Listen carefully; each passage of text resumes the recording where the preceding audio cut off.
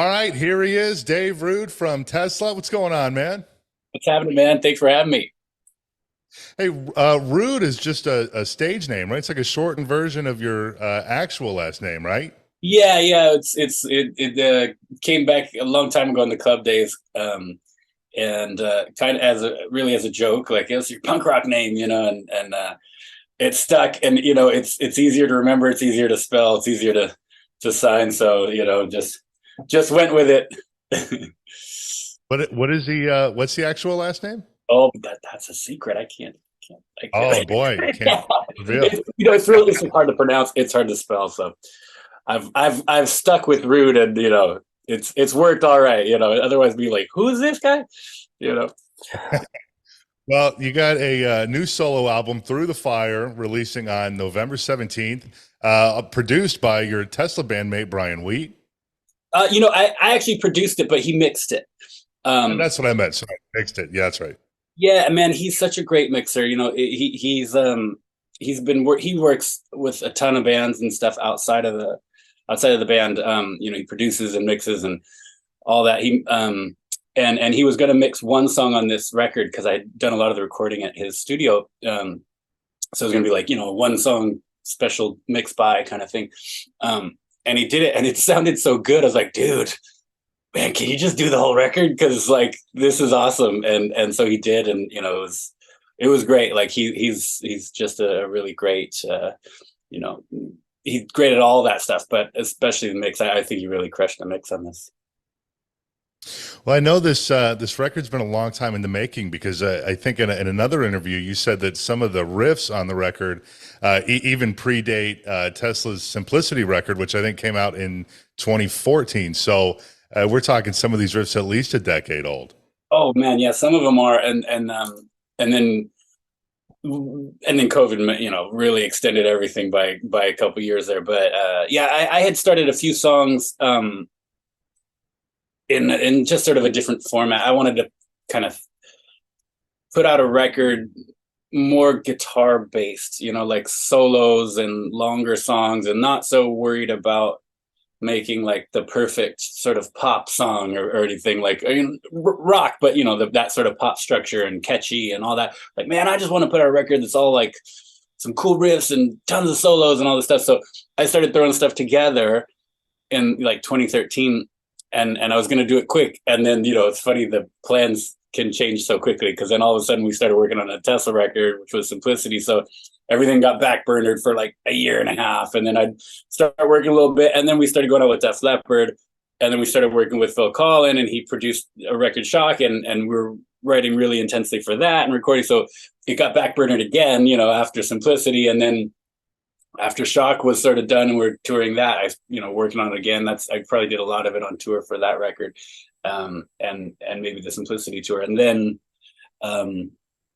COVID, it was this close. It was like I was going to put out in 2020, and then with the shutdown, it ended up delaying a lot. But I did end up rewriting and re-recording one of the songs because I just wasn't super happy with it. So that was a small blessing. And anyways, yeah, that's the long version. So super excited to finally put it out, because it's my little version of Chinese democracy, right? Well, how long has it been done and in the can, ready to roll?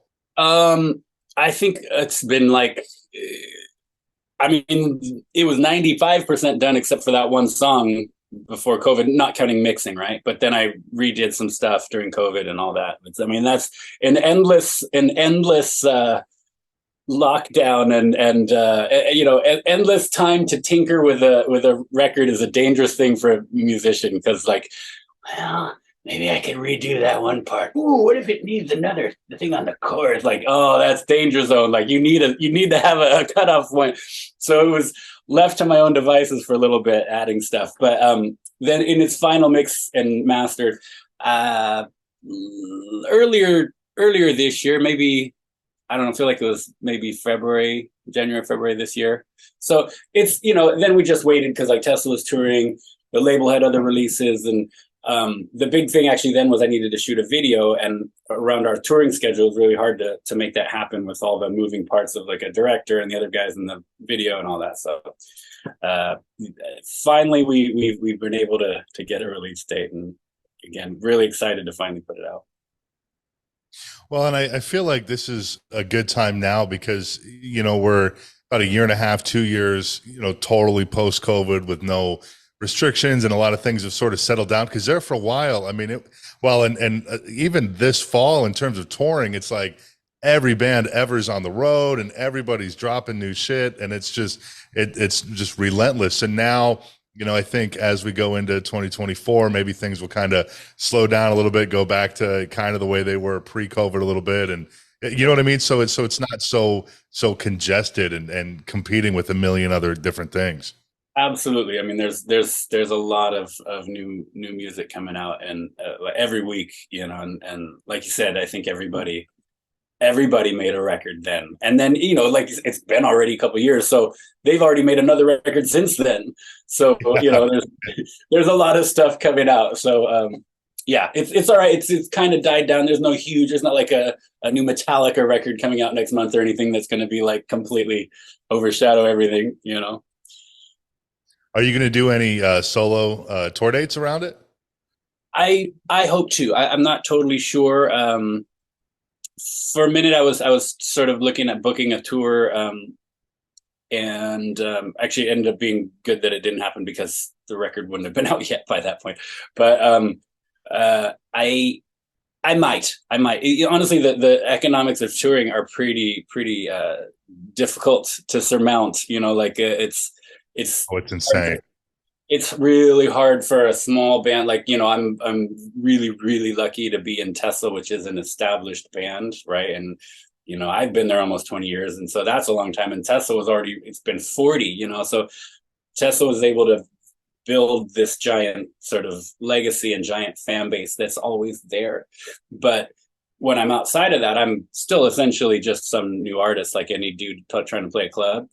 And that world is entirely different, and the economics of making that happen are pretty slim.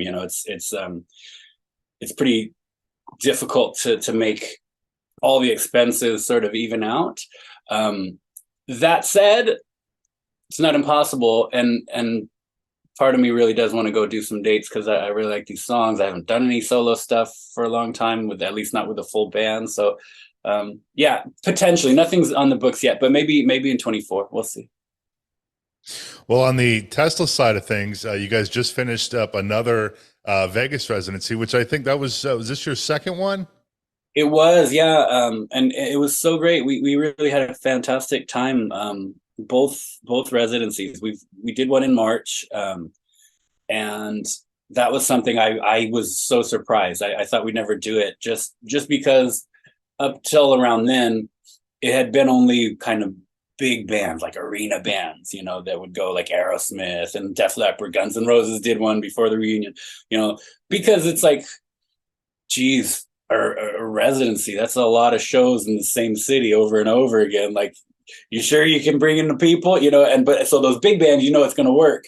So, but I hadn't seen any, sort of mid-level bands like ours do that. And I figured, well, no one's ever going to do that. But they have started to do that. And there's more of, Black Crowes did one. We did, there's David Lee Roth did one in the same place we did. So the Crowes also did it at the House of Blues. And you know what? Turns out people want to come see it. So it's great. And both of them were totally sold out when all was said and done. And it was really fun. We get to dig into the catalog, do like, deeper album tracks that, we've never done or haven't done in, 20 years or 30 years or whatever. And so it keeps it fresh for us because, it's fun to play something different. And then we will also every night, because we had a lot of repeat business where people would come to all 5 shows or like 2 or 3 in a row. So, we want to keep it interesting for the diehards who are there. So we'll change it up every night with a different set. You always got to play the hit. So 80% is kind of set in stone, but playing around with the songs you can play around with was really fun. Well, and I feel like with a band like Tesla, where I guess even though a lot of people lump it in with a lot of the hair bands, so to speak, and things like that, but Tesla's always just been kind of balls to the wall rock and roll, and never was like this crazy huge mainstream thing like Mötley Crüe or Guns N' Roses or something. So I think that's almost a luxury in the sense that like people do care about other songs than just fucking cowboy or whatever, and so you're able to go out and you're able to play these songs for these diehards, and they actually know the songs. You go see GNR or whatever, for example, and people really just want to hear really just all of Appetite, and pretty much from the Illusion records, but you can play those deep cuts, and everybody in the crowd knows those songs when you do them, because to me it's like that's just what Tesla is. And even when you guys put out new stuff, a lot of times it feels like bands from that era, when they try to put stuff out, it's very they're trying to recapture something that was there a long time ago, and it doesn't translate very well in the modern age. But that's just not the case with Tesla, I don't think. It's just it's Tesla, you know what I mean? Well, yeah, thank you. And we're so lucky to have the fans that we do, because yeah, I've seen what that with a lot of other bands that we've done shows with over the years, and great bands, but still we're I think you had a good point that because Tesla never completely exploded and was like headlining arenas and stadiums for 10 years, that the fans that are here are like here for life. They're all, a lot of them are diehards, and so it's one of the rare situations where they like the songs that weren't on the radio, like the old ones. Of course, again, people want to hear the stuff they grew up with, and we all get that, right, as we play a lot of the old hits. But still, the album track stuff that didn't get played on the radio a lot, people go nuts when we play a song that they haven't heard before. And then new stuff, like, it's crazy. They know the new songs. They don't leave. It's not the go get a beer song when you play your new single. It's crazy. And we really appreciate it. We don't take it lightly, because I just know how it is, how hard it is, and the fans that are there are they've been there since the beginning, and they're gonna be there, as long as hopefully as long as we keep putting on good shows. People seem like they just want to come back, and they like it when there's something a little bit different. So yeah, we're very lucky. I got to tell you, man, out of all the concerts I've been to over the years, I mean, so many shows, and I still have yet to see Tesla live. I totally shit the bed, man. It's never happened. Well, yeah, like we were talking before the show, like we played up in Akron, man. You gotta that one. Maybe you're out of town. Like we do Ohio all the time, dude. I mean, we're a very Midwest heavy. I know. I don't know what the deal is. Next time, though, hopefully in 2024. You got to come out, man. It's fun. So I want to go back to your origins for a little bit, because I know you've been playing guitar your whole life. You started at 9, but I think you actually wanted to start playing even earlier than that. But your mom wanted you to wait to pick up the guitar. Is that right? Yeah, that's funny.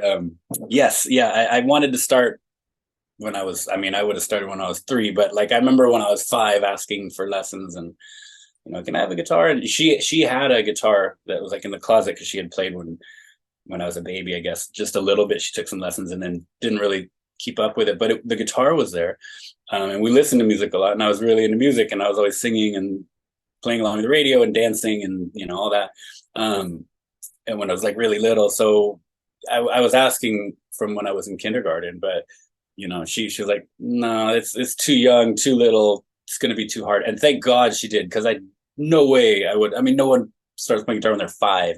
I'm sure maybe some prodigy here and there, but usually that's really young, because it's hard. Like physically, it's difficult for fingers to push those hard metal wires when you're only 5. So she made me wait till I was 9, and as soon as I turned 9, right after my birthday, she got me. I used her old guitar, and she got me lessons with her old teacher, and it was great. She helped me through the rough parts when it was like when you're a kid and you want to give up, but she like helped keep pushing me along until it kind of clicked, and then it was just like, whoa, I can do this, and I love this, and then it just went on from there. So I was really lucky in that I got such a young start. You know? I have a 5 and a 6-year-old, and I can tell you right now, neither of them would be able to handle practicing guitar. I mean, you know, Oh, it'd go for like 10 seconds, and yeah, especially our boy, he would just be like, "Fuck this, I'll move on to something else." You know? right. I mean, because it's hard for an adult to learn any instrument, but guitar, like there's so many moving parts, and like, and then with guitar, there's like a tiny amount of like actual pain because you're pushing on the fingers. So for a Sure. couple of weeks until you build those calluses, it fucking hurts. Like it's like, I mean, it's not like killing you, but for a little kid, like, wait, you want me to go sit in a room and play that thing that hurts for 20 minutes? Fuck off. Well, and your mom's old teacher, that's the guy that ended up teaching you then later on, right? Yeah, he was great. He was a folk acoustic guy in the Bay Area named Barry Olivier, and he was amazing. He taught a lot of people. He actually was friends with Pete Seeger, the old real famous folk guy, and did shows and was really active in the folk music scene in the Bay Area. He actually taught John Fogerty how to play guitar too. He was John Oh, Fogerty. no kidding. Yeah, Oh, yeah, it's wow. pretty cool. And but it was great because he taught me just the fundamentals, and to me the best attitude, especially nowadays. I mean, there are so many great guitar players, but I feel at least in the rock and sort of metal communities, there's definitely a tendency I've seen for younger players. Although there are many great ones, there's also a lot of emphasis on like the technicality of it, and some of that is just the style of music. If you're into like sort of extreme metal or math stuff, and you know, there's like you got to be really tight and stuff. And I think that's great. I love a lot of that stuff. But I think the important place to start, which again I was lucky to have this teacher, was just loving to play and loving music and loving songs. And so I learned how to play old country songs and folk songs. I played acoustic. I didn't have an electric until I was like 12. You know, I think on my 12th birthday I got an electric guitar. So 3 years I was playing a nylon string and then a steel string acoustic, which are harder. And you know, it's right there. It's wood. You know, it's just you in a room. There's no gadgets. And I'm just playing songs. I didn't play solos or scales or anything. Like he taught me how to do finger picking and all that type of stuff, and just sort of really drilled it into me. I mean, that's not even the right way to say it. Like just instilled like playing because you like it. Like, yeah, you have to push yourself. You have to stay on it. But the whole point of playing music is to have fun. And not like, oh, I want to be the fastest and I want to learn the most scales. Like I got into that later, but because I had you know, what I consider the right attitude of not like I want to practice, like I want to play because I love to play songs. I feel like that really, really helps, and is a good way for anybody to learn that instrument. Did you stay in contact with him like as you grew up, and then when you got the Tesla gig, were you is he still alive now or no? You know, I don't. I think he actually just passed away. I have not been in touch with him. And he unfortunately he taught for a long time, and you know, he's like in the folk scene around here, he's still, you know, pretty well known. And I had not, unfortunately. I wish I had stayed in touch with him. And I thought so many times like I should hit him up. I wonder if he's on Facebook. He was an older guy. I'm like, he's probably not on Facebook. I mean, like why would he be? But you know, that's I guess like a little regret for me, because I wish I had, and I should have at least tried to seek him out, to tell him, because he made such a big difference, you know. And because I was with him until 3 or 4 years, and then I was getting more into electric and soloing, and so he's like, you know, you should go to somebody else that specializes in that, and I did, and then from there I went to another guy, and you know, then I just did it on my own. Well, I would imagine as a teacher, which you're a guitar teacher as well, so you know, and maybe you've had a scenario like this, but when you have a student who then goes on, I guess he also had, you know, taught John Fogerty, so that's, I mean, I don't know how you top that, but Oh, but you you know, yeah. when when you have a student and he ends up, joining Tesla or joining any big band, I mean, that's got to be, uh, I'm sure you would have to feel a little bit of responsibility for that. I know you've been teaching for like 2 decades or more. Have any of your students went on to do anything that we might know? Yeah, you're right, and that's again another reason I wish I'd hit him up because he might have been, thought that was kind of cool. But I've been teaching a long time, and so like for some of the earlier days, no one has become huge or anything yet. But I've got some of my newer students that are really really good and super promising. Like that's one of the things that I've always liked about teaching.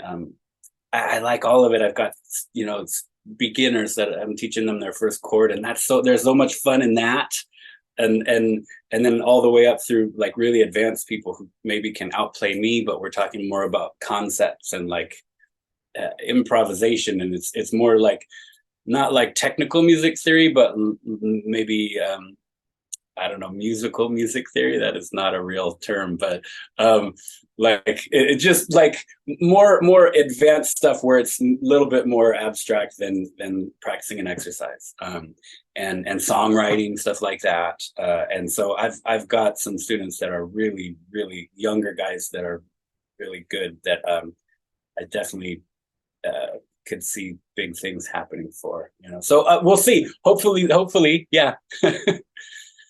Yeah, that would be incredible. And I'm sure being in Tesla now it's been almost 20 years, but I'm sure had to have a tremendous, been a big help for your teaching business. Sure brought you a lot more new students. For sure, but teaching, it was sort of a side thing that I did here and there. I did before I was in Tesla with all my weird odd jobs that musicians have when you're trying to like make it in club bands and stuff. That was one of the ingredients in my stew. But I had a few students that I sort of kept up with because it was fun for me through the first few years of Tesla, and then I had a couple that I just would randomly just moved online because a lot of them were Tesla fans, right? So they'd be in other states, other countries. And I just do a couple of months, maybe, just because again it was fun for me. But then COVID, when we lost all the touring thing, that's when I turned it into like a real business and started teaching like all day. It was like Monday through Friday, like a 9 to 5 kind of thing, right here in front of this wall. This was my teaching spot. But it was so much fun, and I got to connect with so many great people and students and players that I've kept it up, and so in between tours, like usually this year I took the whole summer off because we were so busy and there was so much flying in and out, and I was like, I'm home for 2 days, like it's too much to schedule lessons, like I'm gonna hit people back up when things slow down, which is like now. So I'm gonna probably start teaching more now. So, but yeah, I mean, it's definitely helped to be able to connect with Tesla people the way over the internet and stuff. But it's always definitely been sort of a secondary thing because I'm really just I love writing and recording, and that's sort of my main thing outside of Tesla, and then writing with Tesla and for Tesla. Well, what I find so fascinating, and I mean, the story is somewhat widely known, so we don't need to beat a dead horse, but the way that you joined the band, obviously, doing the clubs, pre-Tesla, I think you had a band, The Servants, and then you started your solo band, Dave Rude Band. And then, of course, the whole MySpace thing with Frank Hannon reaching out to you on MySpace. But what's so insane about that is that you and Frank had a mutual friend that you didn't know those two were friends.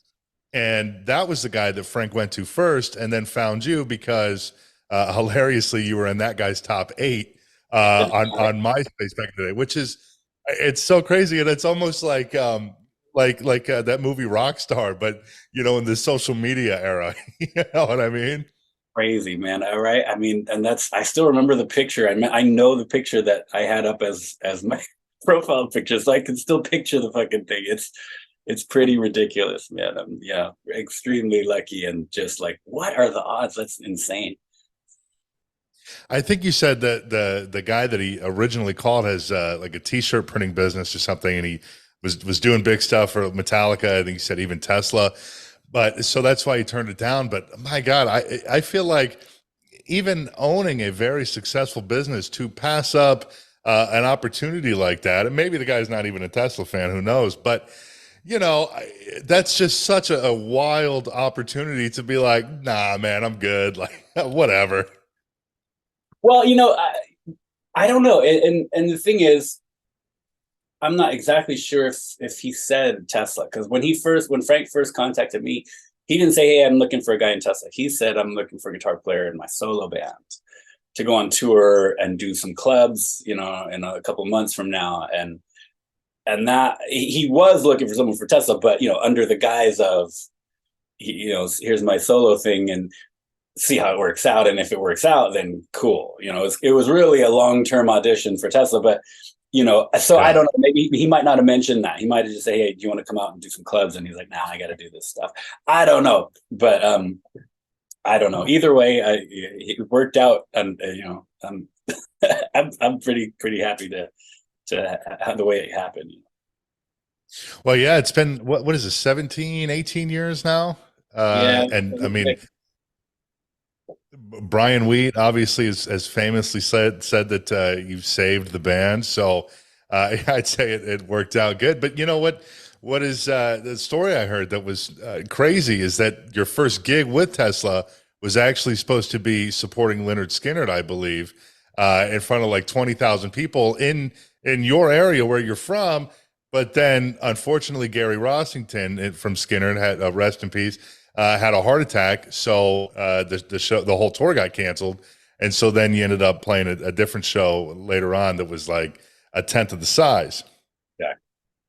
yeah, exactly. Yeah, and that was, I wasn't ever nervous about shows, and the crowds, because I never played anything close to even a small Tesla crowd. Was more than I'd ever played for. Like, 1 or 2 thousand was like a lot of people.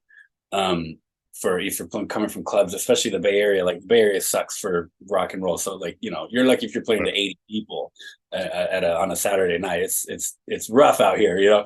So I was more just excited, like, sweet, gonna be big crowds, gonna be so much fun.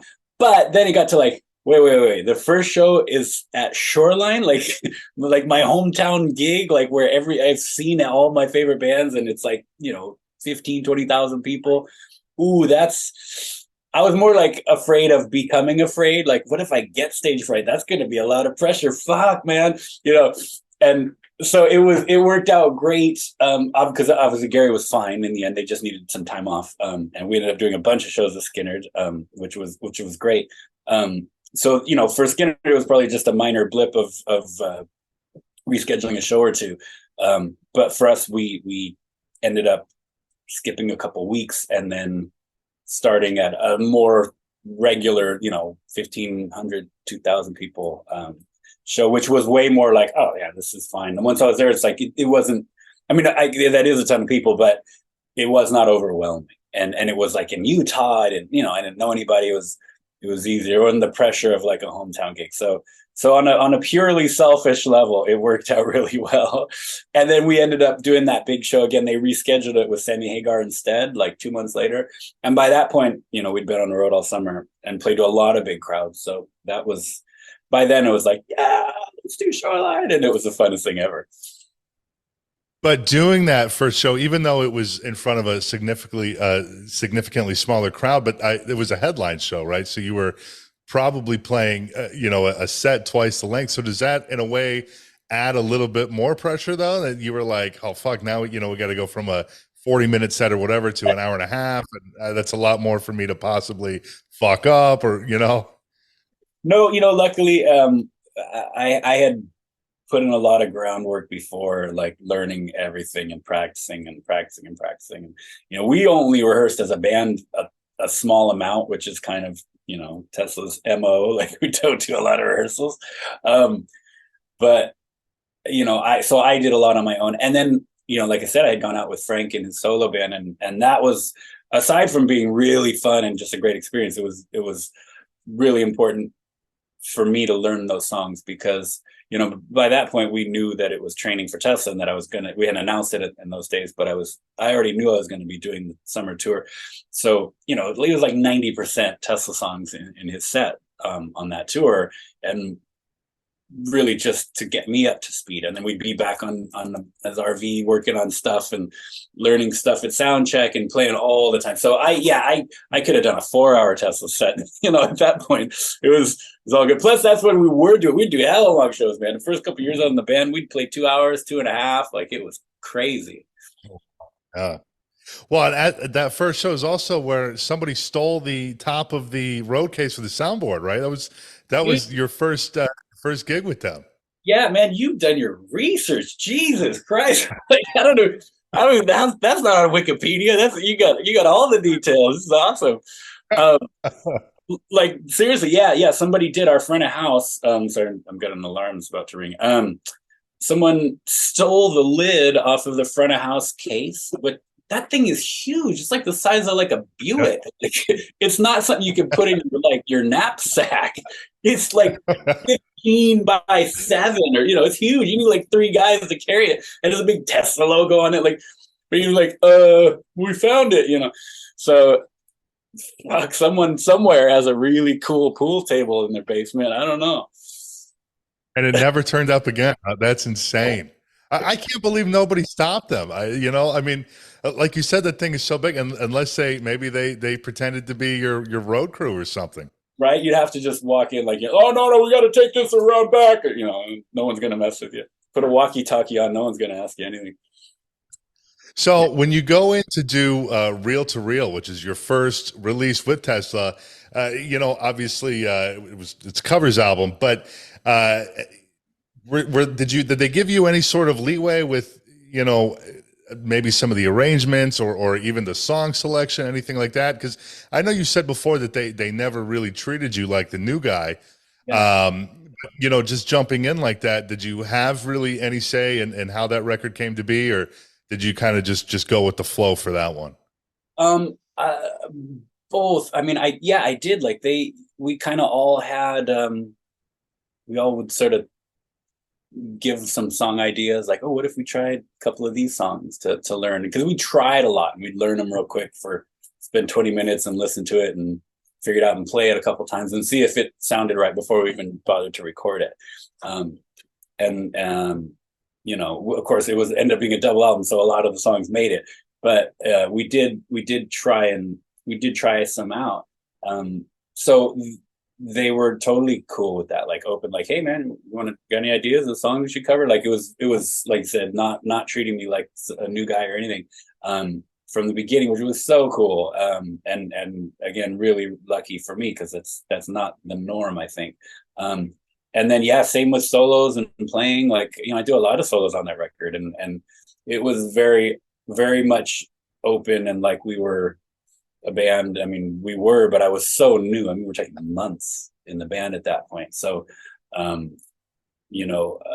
it was very trusting and generous on their part to be like, here's this new guy who's essentially a kid, who's never done anything, and we're going to let him do some solos and suggest a song, or like, which was just, amazing for them to be so cool. And again, it's so lucky for me, and it made me feel involved and made me excited about it. It's a good sort of way to be, I think, for them in that situation. If you want someone to stick around, it's like, if you want them to be involved and have them be involved, then they're going to want to be they're invested, and they want to be part of it. And so you're going to work harder and, get a better result for the whole package, So it ended up working great. But at the same time, I was very much going with the flow. I wasn't like trying to rock the boat or like, no, we're going to do it like this. I was just like, hey man, I'm happy to be here. You want me to do? Okay, so I'll do the solo on this one. Okay, cool. I was very, very easygoing, which is kind of my nature, period. But I was just sort of observing and finding where I could fit in and not step on anybody's toes. And I was definitely still in the like mind blown headspace. Well, and I would imagine, being a covers record, it did probably take a little bit of the pressure off. And it's not like, oh man, I gotta, maybe write this new record with these guys. I'm so new and all that. But then, kind of piggybacking off of what we talked about earlier, of how cool those guys are. I think that's another thing that's attributed to the longevity of Tesla is it's I've never met, you're the only guy I've ever met in the band. Obviously I've never even seen the band live, unfortunately, but in interviews and things like that, everybody in that band just seems so humble and grateful to be where they are. And it's not, they don't give off this, larger than life persona and this unreachable persona where, if I see you in the hallway, don't talk to me kind of thing. You know what I mean? It's just like a bunch of dudes playing rock and roll, Dude, and that's exactly what it is, and that's totally the vibe. Because that's the vibe I got immediately, and that's because that's just how it is. Like that's who they are. There, everyone is so down to earth and just like regular guys, so it. I think that's also part of why fans are so into Tesla and have always been, and it feels kind of like they're one of those bands like you feel like you're friends with them, like like when I was a kid before I'd ever met or anything, like I felt like I was friends with Jeff Keith just from listening to him sing, like say Steven Tyler or like Bono. Like there are certain voices where it's like I feel like he's singing to me right now. It's weird, you feel like him just because you listen to the record 100 times. I always felt that way with Tesla. And so I think when I was before I was in the band just as a fan so it's true. I mean everyone is very very down to earth and grateful. When you end up following Reel to Reel with Forevermore, which I think was like a year or so later, and produced by Terry Thomas, who did Bustin' Up back in the '90s, by that point, being in the band for still not too long, but a little bit of a decent amount of time at that point, to go in and write these songs, which would have been your first time writing with them. Is there like a newfound sense of pressure, almost like you're sort of re-auditioning in the sense that, I guess joining the band, you didn't have to really contribute anything new. You just kind of had to learn the songs and go with it. And now you're joining this, even at that time, I guess would have been considered a legacy act, really. And it's up to you to keep it rolling. You know what I mean? So was there a lot of pressure to write some stuff on that record? Not really pressure. We at that point we were still going for radio and trying to compete with the sort of the other current bands, so that record has more, not modern now being 2023, but modern then sonically, the production, and it's a lot more harder edge, so we were still trying to compete with newer bands and radio at that point. So the only pressure, if you wanted to call it that, was trying to find that middle ground of still being us but also still being current and not like, oh, let's just copy whatever's big, like never that, but like let's do what Tesla does without being like, oh, let's just go old school and make a retro record, because that 90% of the time sucks, right? Like it's just as bad as faking it going back as faking it as trying to be too cool and modern. You just kind of got to be you, but like all the guys in the band listen to new music too, so it's like, well, what else can we, a little bit more of those influences, and maybe the production is a little bit like this, so we don't just sound like some old school bands, like us doing us in the modern era, which is what it's been on a lot of records that since I've been here, and the same what they done Into the Now, and so for Forevermore, it was more just like, let's try and compete with what's on the radio now. But as far as within the band, no, again, so cool, and everyone's just down to earth and like, hey man, got any riffs, like song ideas? Yeah, sure, cool. And so that one we really wrote a lot together in the room, with Terry, which was great because he's a fantastic writer as well as a producer. So we were touring a lot, and it was difficult to make that record just logistically. We'd like go on the road for 4 or 5 weeks. We had a month off, and we'd be in the studio for all of that, and then we'd leave the studio and go back on tour for a month, and and we had to do that a couple times. So but it was still overall fun and great. And again, they were super welcoming and encouraging to write and contribute to it.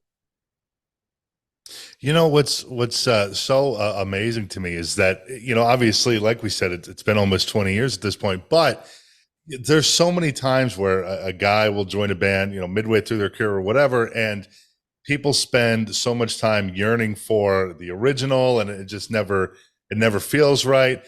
But that's not the case here. It's like Tesla, Dave Rude, that's the guy, and that's what it is. And it seems like the fan base has been, it's like you've been there almost since day one.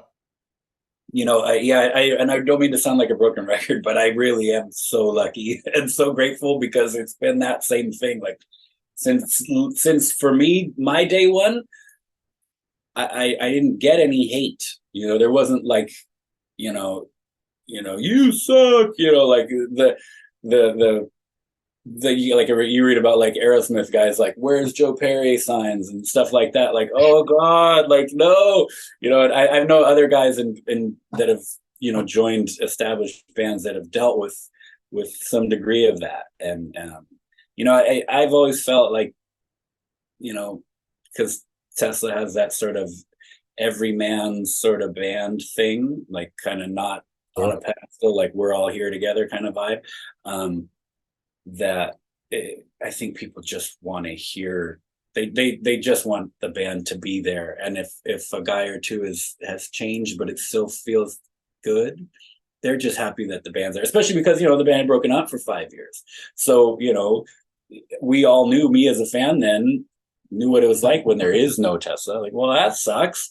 I want Tesla here, so let's bring it back. However it ends up being, let's do it. As long as Jeff's singing, it sounds like Tesla. And as long as people want to come, we'll play. And just, as far as a member change, it was really cool the way the fans were so accepting. Was Tesla ever, at least to your knowledge, considered for the opening spot on the stadium tour last year with Mötley and Def Leppard, given your history with Def Leppard? I don't know. I'm sure we were brought up, but because we know them, right? And we know all those guys, all those bands, and all the people who put it together. So there was, I think, talk of it. But at the same time, we had done at that point, remember, it was planned before COVID, right? So that was going to be 2020, I think, right? And we had been touring with Def Leppard for, at that, almost 4 years. Like, our last tour at Leppard was 2019. So you don't want to be like, oh Jesus, every time we see Tesla, every time we go see Leppard, Tesla's there. Like, after a while, like, okay, guys, like, so not for us, but I'm sure for them, they're like, we got to get a new opening band, Jesus, right? Like, I'm fully speculating, but it's rare that you would see any big headliner always have the same opening band. So the fact that we had already done a lot of touring with them for 3-4 years previous, that maybe when they're doing this next big thing, I would definitely see how they might think, well, let's get somebody else, because we would have totally fit, but it makes a lot of sense to have a different band as well, and I mean, God, what a package that was. We saw that tour in San Francisco. It was amazing. It was a great show. I saw it in Cleveland and Pittsburgh. I'm hardcore Crüe fan, and there's so many videos on this YouTube channel I've done about Mötley and whatever. But I mean, fuck, I even went to Atlantic City to see their first show with John 5. But as great as Joan Jett is, I mean, she's a legend. I always felt like, especially seeing the show live, I'm like, I just don't know. I just feel like that was the spot for Tesla. That would have been just so great, and to me, that would have made a little bit more sense. And she just kind of felt like the odd one out. No disrespect to her, but you know what I mean? Well, we did a whole summer with Joan Jett. We've done a lot of dates with her, and we love Joan Jett. I love Joan Jett and the whole band. They're fucking great. So I see what you're saying, but at the same time, just for me as a fan, when I first saw that lineup announced, I was like, perfect. Like, yeah, as Oh much yeah, as I'd love to have been on that tour, crazy. it's perfect because what you're doing there, if you look at like each band as a circle and you put them together, and then there's this middle ground, but they also have these outside grounds in the sense of each band has their own fan base, but there's also a crossover fan base, but there's also these other people that are there for that band. So you get more people because Joan Jett is different than us. And so the only downside of having us or a band like us on that tour we're the same fish in the same barrel, right? People who like Sure. Mötley like Tesla, and people who like Leppard like Tesla, people who like Poison like Tesla. Joan Jett's a little bit, like I said, the odd one out. So you're gonna get people who are just into Joan Jett. It's like, I remember those other bands. I guess I'll go check it out. Like I like a couple songs on the radio, and then they're there and it's like, fuck, this is the best thing ever. So you're gonna get a different fan base, but one that will still be receptive to the other bands. So that's sort of the magic combination. Well, and the business that thing did was incredible. I mean, just the amount of tickets, the money it was grossing. I mean, oh my God, it was Yeah, what an nuts. insane tour. Right. So I saw Jeff Keith say the other day that there's sounds like there's going to be a new Tesla single coming in the spring of 2024, which will be a follow up to Time to Rock and Cold Blue Steel. But is there any idea when we could get a new Tesla record to follow up Um, Shock? Is it something maybe in the cards for next year or 2025 or? Maybe, it's nothing that we're like planning to do. It's this sort of single release thing has worked well for us lately, because it's we want to spend our time focused on touring. Like because there's zero money in records for most rock bands, definitely at our level. And even the big ones, it's still very little in for a rock record, and so it takes a lot of time, takes a lot of money to make a whole album, and then the thing is that's time that you're not touring. So for the finite amount of time we've got left as a band, that we can still be out there doing it and everyone's firing on all cylinders, because it's you don't want to think about it, but it's a limited time now, right? Eventually we won't be able to do it anymore. So we want to have all our energy and the time that we have left, um, to sort of maximize it as much as possible, which really is touring, because we do have, like you said earlier, we got the great diehard fans who do appreciate new songs, but at the same time, majority of the crowd, including the diehards, are there for the older ones, and that's cool. We're down with that. We know that, and we love to play them. So we're happy to play the older songs for everybody, and hopefully have everyone enjoy a night out at a rock show. And when you put out a new record, we'll maybe throw one or two in, maybe three, but then you're taking away the other songs that people probably wanted to hear. And so there's a balance, like all this effort for a record that you don't make any money from, and you're maybe only putting in one or two songs in the set. Why not just make the one or two song? Like like if we just did the one single, which we've done, and we play that, and we didn't have to do this whole big expenditure and like spend 6 months and stress and fighting and all this shit that goes into making a record. Is like, just make a record, make a song in Frank's garage or Brian's studio, and put it out 2 months later, and like, oh, that was easy. And now we play it and put the song on the shirt, and we got a new tour. Is there anything else coming up in 2024 that you can talk about? I know, I think I saw Tesla has a number of shows already on the books and announced, but anything beyond that you can talk about right now?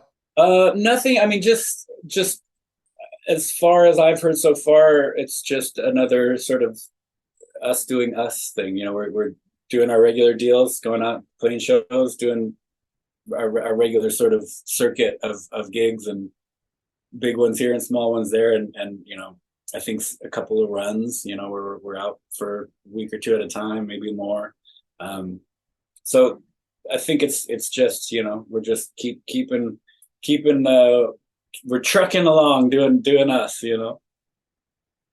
Well, hopefully, at some point in one of any tours get announced, hopefully there's an Ohio show, so I that I hope can I feel finally. like I actually saw one. I feel like I saw one somewhere on there, so I'm sure we're always playing Ohio. We're Midwest. We're Midwest is our favorite, so we're always in and around that area. Well, you can get the dates at TeslaTheBand.com and DaveRude.com, and also make sure you check out Dave's new solo album, Through the Fire, which comes out November 17th. Dave, thank you so much for coming on. I really, really appreciate it. Dude, thanks for having me. It was great talking to you.